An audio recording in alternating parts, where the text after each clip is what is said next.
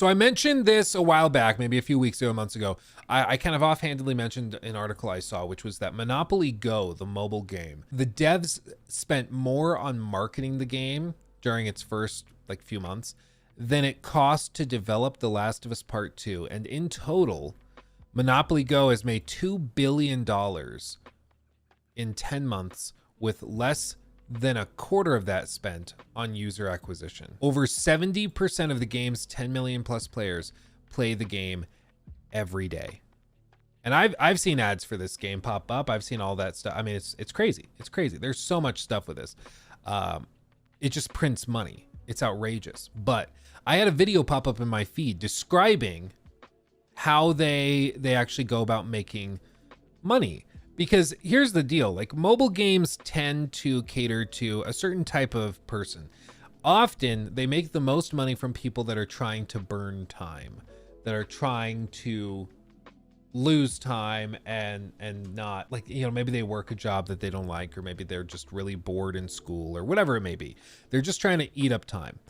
And they also tend to cater to people who have gambling addictions. Old people, yeah. And a lot of it is very subtle. Other parts of it are very, very aggressive. But it's crazy the level of detail that these companies go to make money on this. Basherbox, thank you also for subbing with Prime over on Twitch. So this video describes Monopoly Go's evil strategy to make you poor. And I don't think anybody here, as far as I know, I mean, not that you would probably tell us if you struggled with that addiction. If you do struggle with this addiction, I encourage you, go speak to somebody, go get some help, because wasting money on a mobile game, giving it to this company Scopely, doesn't give you anything. Even if the game is like kind of slightly fun and burns time, learn how to play chess, get a chess.com account, play chess for free. And that it will make you smarter. It will make your brain calculate things better. You'll be better at thinking ahead and working dynamically. It's great. Play chess. It's free and it's awesome. Don't play Monopoly Go. But that being said, let's see this.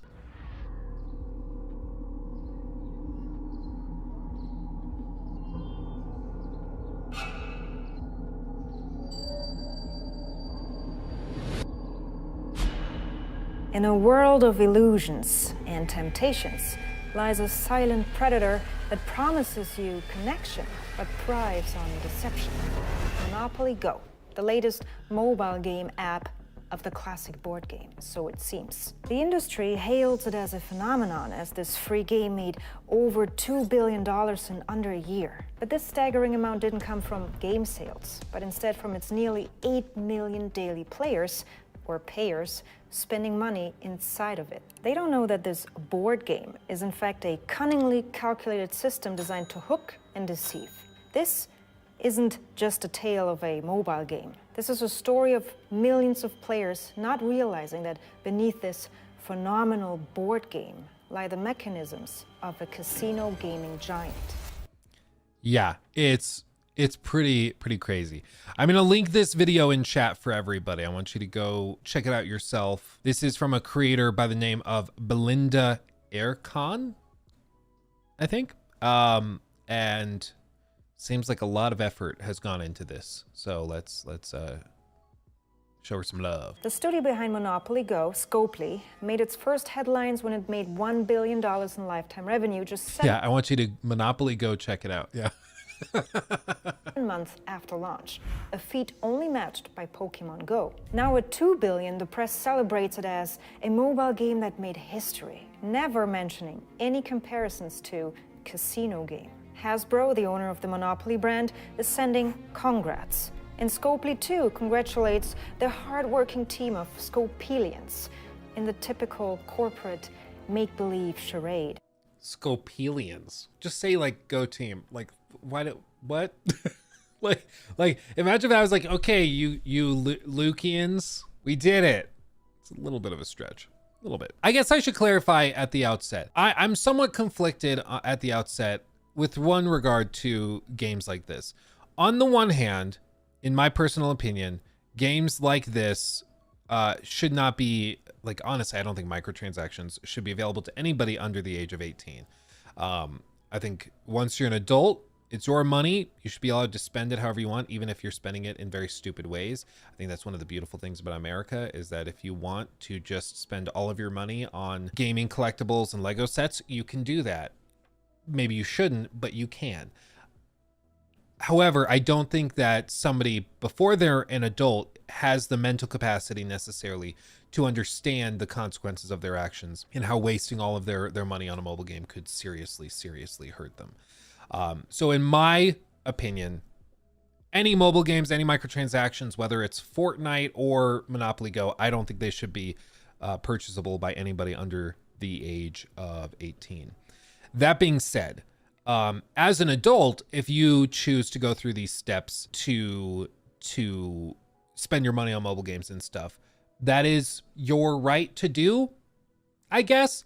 My problem, like, there's a difference between whether I think something should be like illegal and whether something should be, or whether something is like unethical or slimy, right? Like, you can legally go to a casino. I think that that's perfectly legal to do.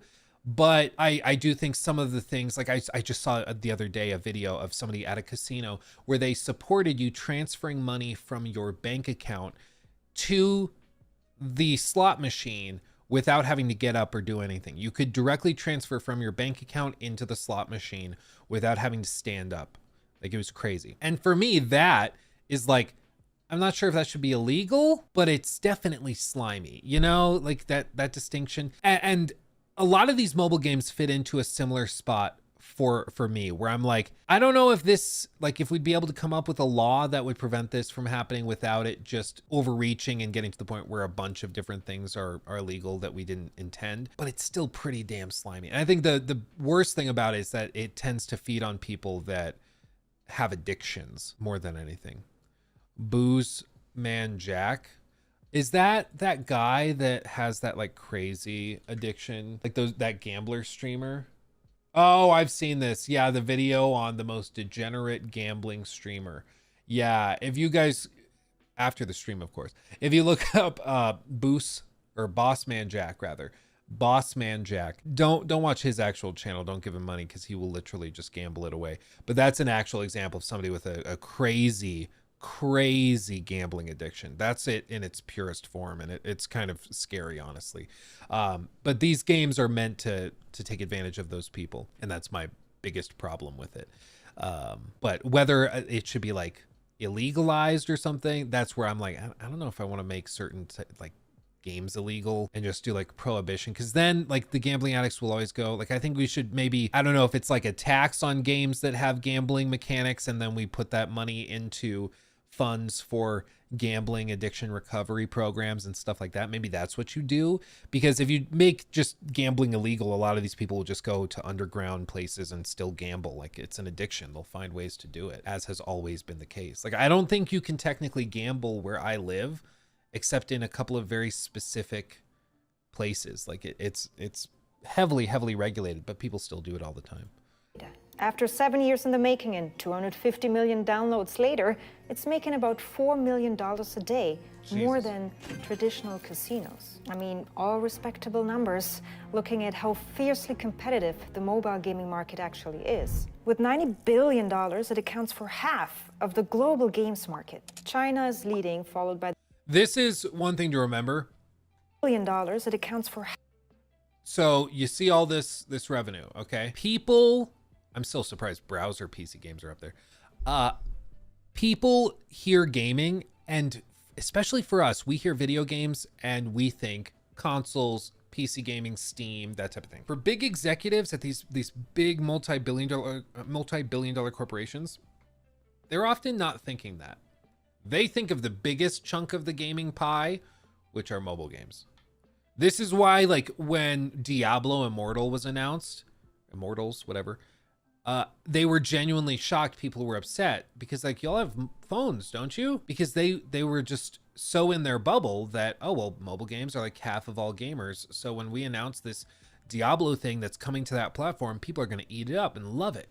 They just genuinely did not realize that this group of gamers is extremely separate from the rest of this. If anything, in my opinion, it's extremely misleading to factor this in with the same group, because the people that are playing mobile games like Monopoly Go are almost certainly not committing to console games or PC games or whatever. Like, they are in their own group, in their own bubble. Half of the global games market. China is leading, followed by the US and Europe. And with 60% of Americans playing mobile games, it's not surprising to learn that the US is publishing most of them. Fast forward and we're swimming in options. 500,000 games on Google Play and another 200,000 on the App Store. No wonder mobile gaming has the highest consumer spending in the world. And yeah, and this is why so many of these live service games are also taking nods from mobile games, because consumer spend is the stat that these companies really care about. And all it really means is how much money is the average player spending. Like, how much are they spending based on how many of them there are. And, you know, PC gamers, relatively low. Handheld consoles are, of course, very, very small because it's just a small industry. There's comparatively very few platforms for it. But mobile gaming just is outrageous, the amount of money it produces. Consumer spending in the world. And Monopoly Go is killing it, consistently ranking top 3 across the world. Surprisingly, those who are playing or paying are mostly the older demographics. You might think it's the familiar, nostalgic Monopoly brand that pulls these folks in, but digitizing Monopoly has been done many times before. From Tycoon to Solitaire and Sudoku, nothing hit like Monopoly Go. So what's its secret? How could a seemingly innocent mobile game make $2 billion in just 10 months? To find out, I had to roll the dice a little bit further back and understand what it is about this brand to begin with. She named it the Landlord's Game, the precursor to Monopoly. Stenographer Lizzie Maggie invented and patented a simple board with rectangles, go to jail, and public park. With 2 sets of rules, players collect and spend money. Her mission with this game, to teach the 99% about income inequality. LOL! Oh, if only she could see this now. Wow. I guess people are learning. I guess technically this game does teach you about that. So I guess she sort of achieved her end indirectly. Just a tad. Because back in her day, the US was deep in the Gilded Age with capitalism as the economic system. It was marked by industrialization and the rise of monopolies controlled by only a few. So Lizzie... I think monopolies controlled by only a few is an oligopoly. It's not technically a monopoly. And the rise of monopolies controlled by only a few. But monopoly sounds a lot better. I mean, I guess you could say, yeah, Vanderbilt, Rockefeller, Carnegie, JP Morgan. Yeah. So Lizzie created the game to show the dangers of capitalist monopolies. Fast forward, and she eventually sold her patent to Parker Brothers for just $500. Renamed to Monopoly, the game sold 2 million copies in 2 years, each at $2.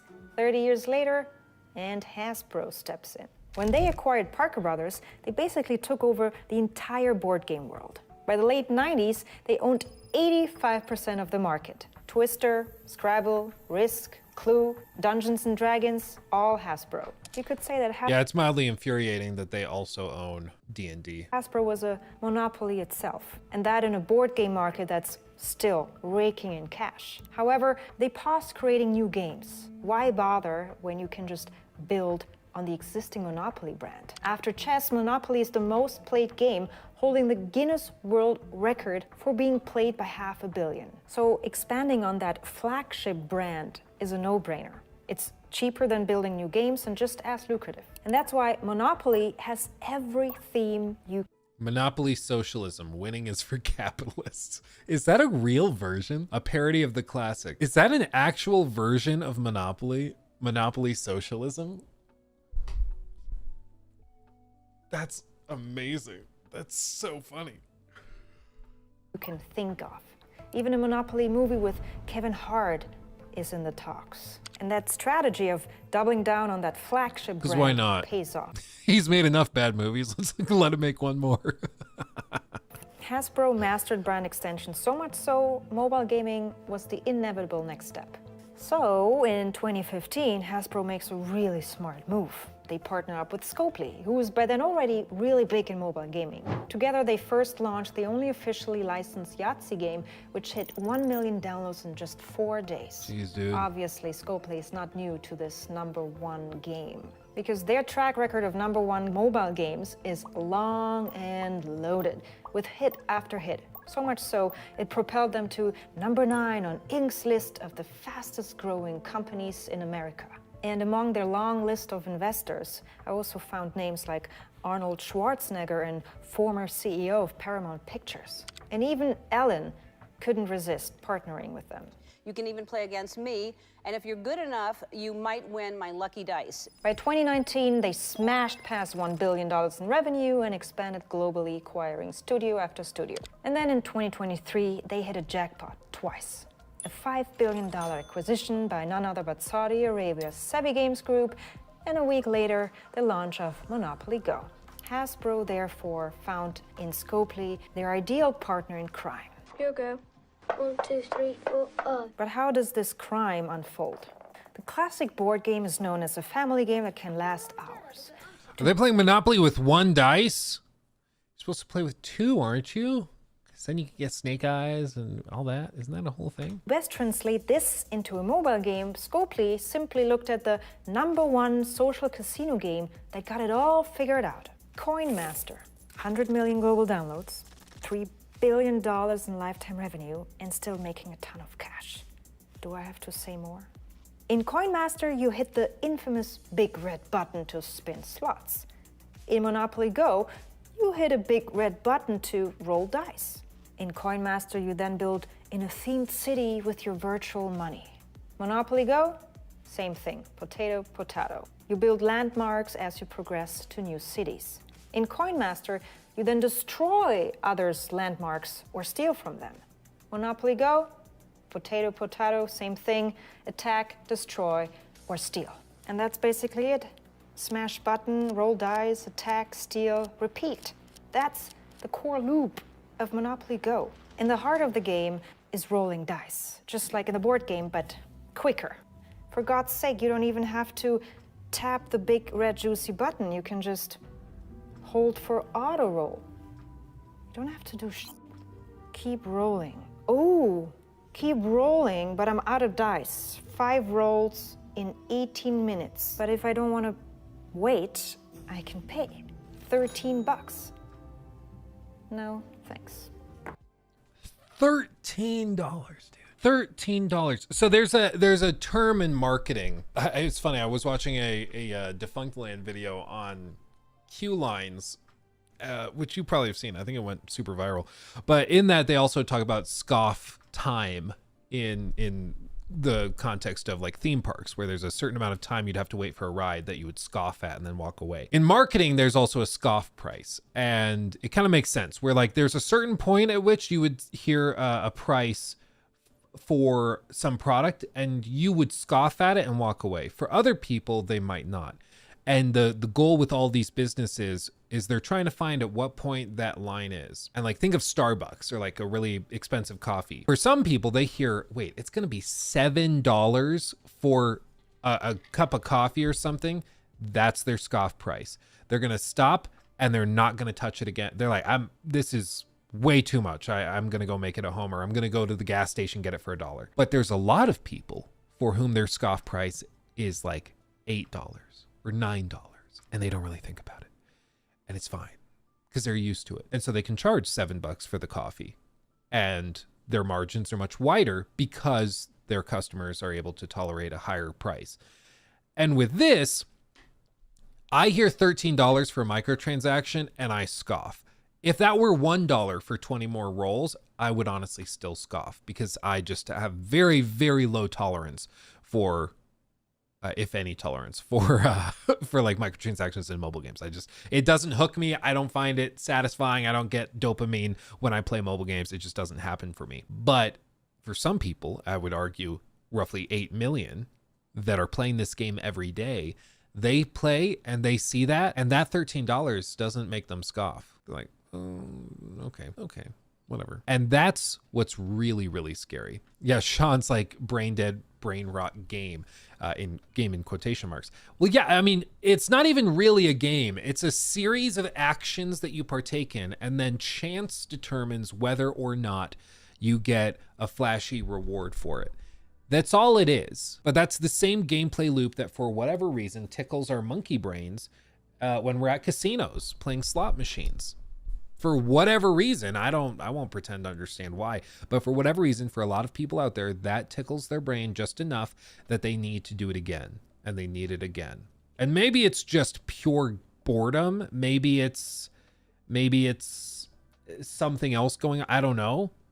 At least at a casino, when you're playing slot machines, you can make money. Like your odds, if you keep playing, the house always wins. That's how casinos work. But maybe if you get really lucky and you stop playing at some point, which you probably won't, but if you stop playing at a certain point, maybe you do walk away with more money than you walked in with. Maybe, but probably not. With this, you're just throwing money away. Like it doesn't make any sense to me. You see the twist? Everything in this game is time-bound. Deals on the left, game modes on the right, daily events, the amount of dice, all attached to timers. The game is a race against the clock. First, it makes you feel all lucky nearly all the time. You get hooked to this dopamine loop, dice after dice, and then suddenly you're out of dice. Want more? Please pay.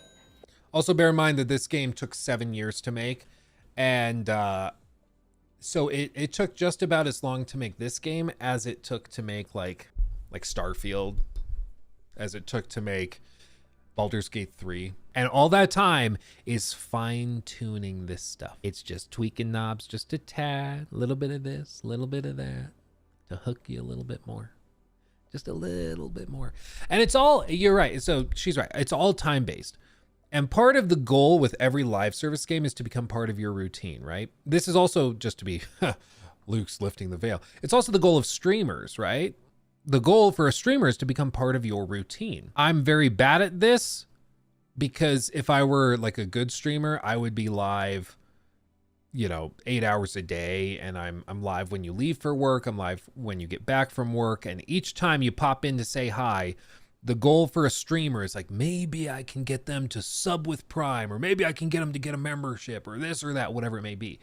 And, streamers talk very openly about this. I heard XQC talking about it, and I saw Destiny talked about it, where basically the ultimate goal for most streamers who are doing this as their bread and butter is to be live all the time. So you're live when that viewer just so happens to come by to renew their subscription and membership.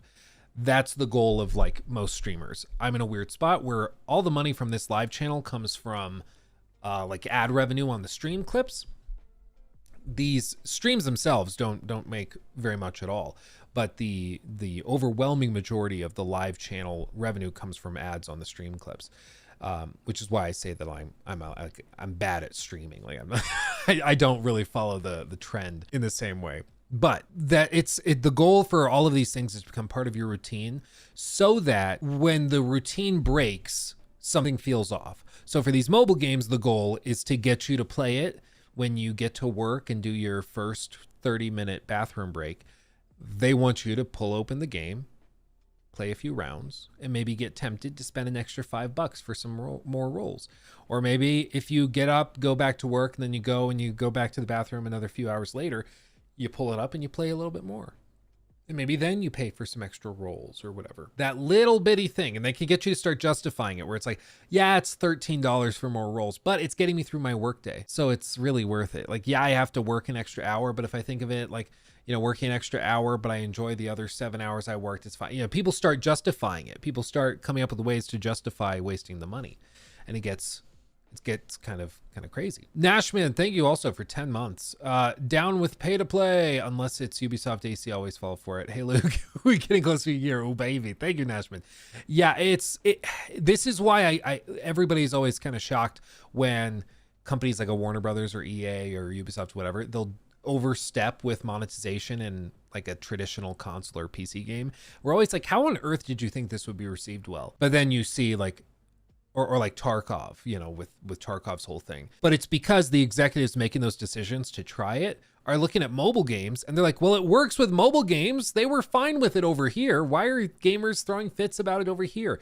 And it's just because they don't understand it's not the same thing. People playing games hardcore on PC are not the ones that are spending thousands on Monopoly Go. It's very different groups. But that's how the game hooks you, just like I hooked you with my YouTube intro. And this is far from the board game it advertises to be. This is a thoughtful reconstruction of a slot machine using all the dark patterns and stimulations you find only in casinos. It's true. I mean, this is one thing I think people have heard, but you really do have to just look at it. It is mechanistically pretty much identical. It's just the buttons have been moved around. You know, there's all these timers and meters and things, all these flashy bright colors encouraging you to buy different things, and Coin Master. And, you know, you can bet. Super bet is on. Wow. Plus 11,000 spins. Wow. And then auto spins and all these timers and everything. And the same thing's happening over here. It's just happening in different orders and in different ways. It's the same exact thing. Scopely just makes the same game reskinned over and over again. And it just happens to suck cash out of people's wallets. This is a Skinner box in your phone, a dopamine simulator. Rolling dice, that's you pulling the arm of a slot machine. This addictive nature, however, is only one thing. What really makes this game so successful are all its social elements. It seamlessly integrates with Facebook so that you can nudge your friends to become fellow addicts. Lol. Facebook. I couldn't tell you the last time I logged into Facebook, dude. I have no idea. I probably play a MetaQuest game, honestly. I also don't get Facebook. Some people get addicted to scrolling Facebook though too. It's all built on the same stuff. And together you can trade stickers for your sticker album, a feature that simulates progression. And people, believe you me, they do anything to complete their sticker albums, from rolling more dice to paying strangers real money. Facebook even has a dedicated official trading group where 8 million members are desperately losing it over stickers. Some people spend their entire day on multiple devices to chase the unchaseable. Oh, the game also tells you who attacked or stole from you, all to entice you to retaliate and roll more dice so you can attack back. This is a back and forth that can keep on for weeks, if not months. On the App Store, it masquerades as a board game, cleverly I didn't know about that stuff. Wow. sidestepping any association with social casino apps. Its packaging sells you all the classic board game features, but once inside, none of these matter. As you progress, everything gets more expensive too. It takes more time to complete levels or replenish your dice. For very impatient players, this can be a massive wallet drain. On Reddit, I read how much people are spending on the game. It ranges from modest amounts to jaw-dropping sums. Close to 1,000. Will not do it again. It has done nothing to help. Same, I'm so ashamed and embarrassed. Too much, way too much. $450 in. That guy spent $4,000 or pounds. That's unbelievable. That's crazy, dude. That's crazy. And this is the numbers, like this is what they're admitting to. So imagine what some people are not admitting to. Like I've shown you guys this before, but like these mobile games can do, yeah. So there's that other YouTuber I've referenced before, DSP Gaming, and he is also a mobile game addict. Self-described. He's mentioned he's done this before, and there's a community. You know, he's a bit of a lol count stuff, but this guy TJ Gamebox plays the game for free, and then he goes in and finds the Down from the Rafters account, which is DSP's account, and then compares the numbers and stats of what you can do for free to what he has achieved, and then you can calculate with really simple math how much money needed to be spent to achieve that ranking. If you played all the stuff for free and then spent money on top of that, how much money you would have to spend. And with this, just casually in like one evening, he spent $708. Just $708. And guess who makes this game? Guess who makes this game? Scopely. The same company. This one, he just casually dropped $614. Just casually. And like, look at this. To buy 40 of these VIP coin, whatever things, $100. And he's buying 6 of them. It's crazy. But it's the same company. It's the same company, Scopely. It's all the same thing. It's wild. It's wild. By most accounts at this point, DSP on this one WWE video game or mobile game has spent probably over $150,000 over the last like 5 years. So there are people that are spending $450,000, $4,000. There's also people that are spending tens or hundreds of thousands of dollars on it. Unbelievable. All the way to too much for sure. But some are straight up calling it what it is. A Ponzi scheme. Pointless. Garbage. A complete scam. And some are as baffled as I am. But yes, people are paying. In the industry, these payers are referred to as whales, a term applied to people who spend hundreds of dollars on in-app purchases. A while back, a video made the rounds exposing the predatory tactics mobile games use to milk these whales. In the video, the guy explains how monetization happens in 3 stages, from hook, habit to hobby. In a game, the hook is what gets you into the game to try out a free-to-play game. Then you build it into a habit that you play multiple sessions every day, and then at the end it's the hobby phase where people see it as one of their main hobbies, and they put lots of time and resources into it. And like this is where it gets really, really uncomfortable for me, because it's like, on the one hand, I think people should be allowed to spend their money how they want. If you're an adult, you want to waste your money on stupid things, okay. But then it gets to the point where it's like that, and it's like, this is a very calculated, very precisely employed strategy to milk players for all they're worth. Like, it's crazy. Now, while the industry calls them whales, to Scopely, they are regulars. The more regulars, the more it confirms that you have a very sticky game. After all, Scopely wants their games to become ingrained in your daily life and part of the routine. That was a tough pillow to swallow, knowing that the game's age rating is 9+ on the App Store. Yeah, and I find that wholly unacceptable. The fact that children and teenagers can get this, people that could be working their first job when they should be trying to get financially stable, could be burning all their money on this. It's wild. It's just ridiculous to me.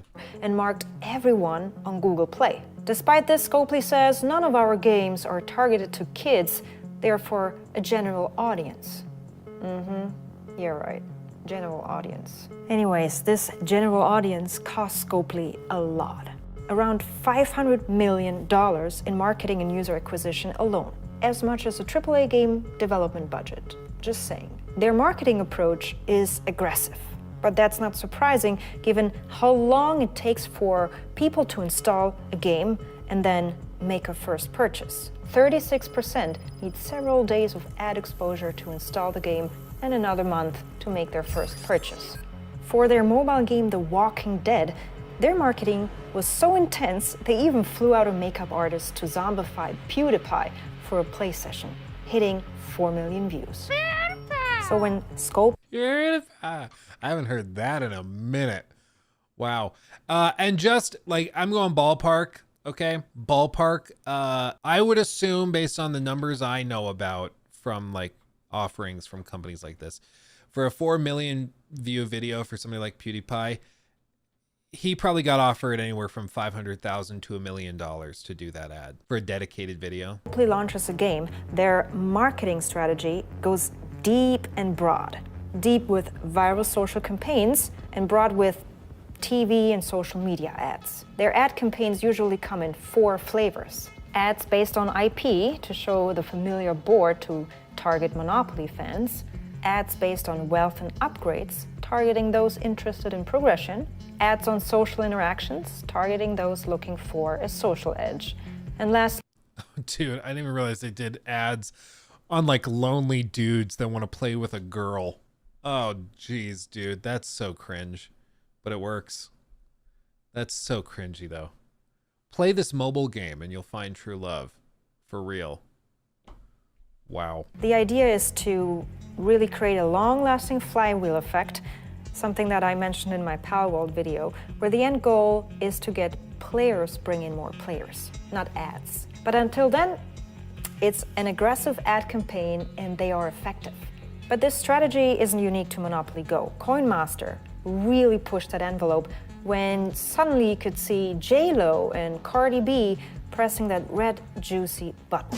Is that Jennifer Lopez? Is that Coin Master? Is that Jennifer Lopez playing Coin Master? Download Coin Master now. Come on, I'm waiting right here to whoop your ass. Oh, I didn't hear whoop your ass. I thought she was saying something else. Oh God. Okay, did anyone else hear that? Did anyone else hear that? Download Coin Master now. Come on, I'm waiting right here to whoop your ass. Okay. They beeped out whoop for some reason.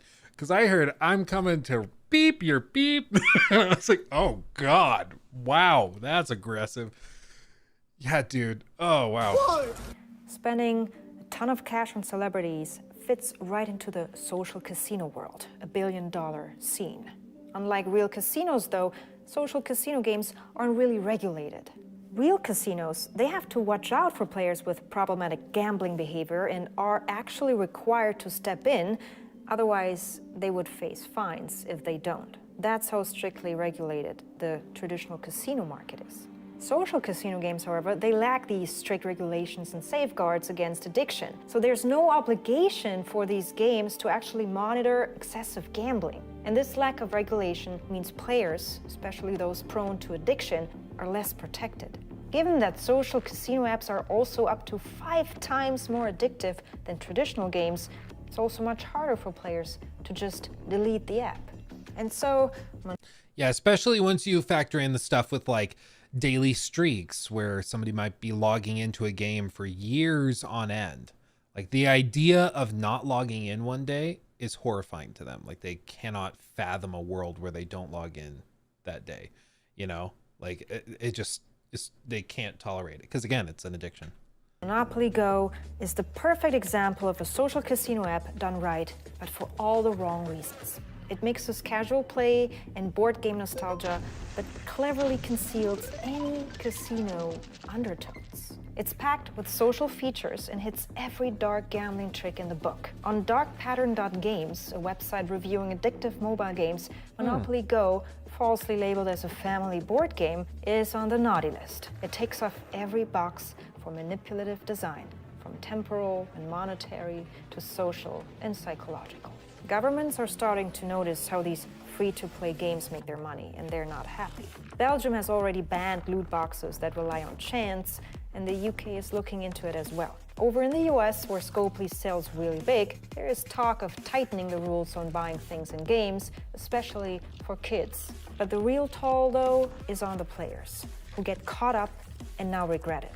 They talk about their struggle to quit, or the time they will never get back. The facade of Monopoly Go might be crumbling as more players catch on to the game's true nature. But there's still fresh meat coming in every single day.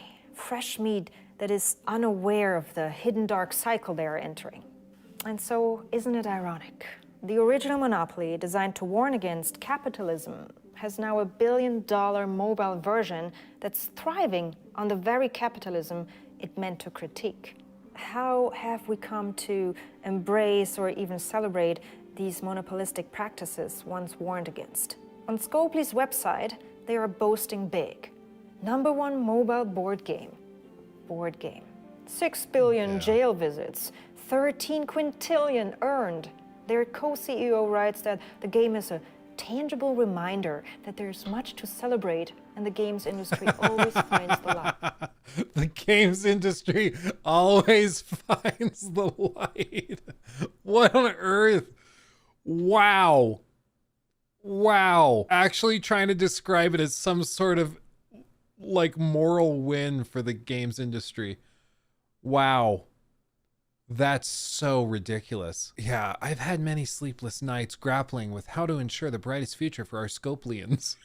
Well, it can be easy to get swept up in disillusionment. Monopoly Go is a tangible reminder that there's much to celebrate, and the games industry always finds the light. Unbelievable. Wow. Wow. Second, I know that there are many moments throughout a game development journey where rational thinking would be to stop. It may be taking too long, feels too difficult, there may be too many problems, etc. Developing a new creative experience is incredibly challenging. Yeah, new creative experience. It's just taking advantage of people struggling with addiction. It's incredibly challenging, and you have to be ready to go through very demanding process that sometimes can feel like you are in a dark tunnel with no likely end. Like if somebody were to say spend their entire life savings on a game because they struggle with addictions to gambling and stuff. That would also be a dark tunnel somebody would go down. What we found at Scopely, though, is when we follow the passion and core beliefs of our team, they have always found a resilience and creative drive that has allowed them to persevere and march forward. And they not only have found their way, but also amazing industry-defining success, such as with Monopoly Go. The creative process requires magic, resilience, dead ends, and discovery. But if you are patient enough and passionate about going on that journey, the outcomes can be exceptional. Wow, dude. Really, light. The only light I see is them cashing in on your addiction. This game is a tangible reminder of only one thing, that in the end, it's the house that always wins. Happy gambling. Yeah. The part that's most distressing is this section where she showed the bits of, like, where was it? It was the community stuff where people are like going on to communities with 8 million members to trade stickers. These people that are trying to treat it like a job, where they have it pulled up on their laptop, on multiple phones and tablets and stuff. This is me. I have 3 accounts, but sometimes I play my son's account. And I sometimes also need to play my mother's 2 accounts. She sleeps during the day, works at night. So I'll have 6 devices in front of me all going. And there's 8,000 likes and like laughs and thumbs up and stuff. And then like this, where you see all of this stuff happening, where like the social interactions all happening. So people are convinced that like, oh, I'm hanging out with my friends and stuff. The fact it's branded as a board game is what's really particularly upsetting, because it's like it just isn't. It just isn't. It's a slot machine. I mean, that's basically what it is. It's just a really well disguised slot machine. So with all this stuff, I think clearly there is a problem. I don't think anybody under the age of 18 should be able to download it and certainly play or spend money on it. I think protections for people that have addictive personalities would be amazing. What that looks like, I'm not totally sure. It's obviously not my field. But I imagine if you saw like some flag could pop up where there's like a lifetime cap on spending, that would not be outrageous. If it's like lifetime cap is $100, then the company, if they really want to milk you for $100, they can do that. But after that, you can't spend any more money. I think didn't China's regulators do something like that? They put in like an all-time cap. I think they did something like that. I think maybe you could put a protection like that in place, and that could help. But even then, like I don't know if that would stop them, because when people are like hyper addicted, the one thing is like you go into a casino, and if they ban you, they ban you. And like, okay, well, you have to physically go to a different casino, and that's eventually you'll just run out. But when people are hyper addicted, they'll find ways. And so I wouldn't be surprised if they just log out of their Monopoly Go account and make a new one, you know, or the meme of stop, get some help. Yeah, it's like I said at the top, it's one of those things where it's like you want to protect people's rights to spend money how they want. And like, I can understand how like maybe the ultra free market guys would be like, well, you shouldn't step in because what's next? Like then you give the government the ability to say you can't spend money on these collectibles you like, or you can't spend money on things that are not deemed useful for you. And that seems like that could be a slippery slope. And I'm like, I guess I get that. But also I think there's ways that you can protect people and like those with these addictions. And I think that it would still be a net positive at the end of the day. He took my thing. Red flag.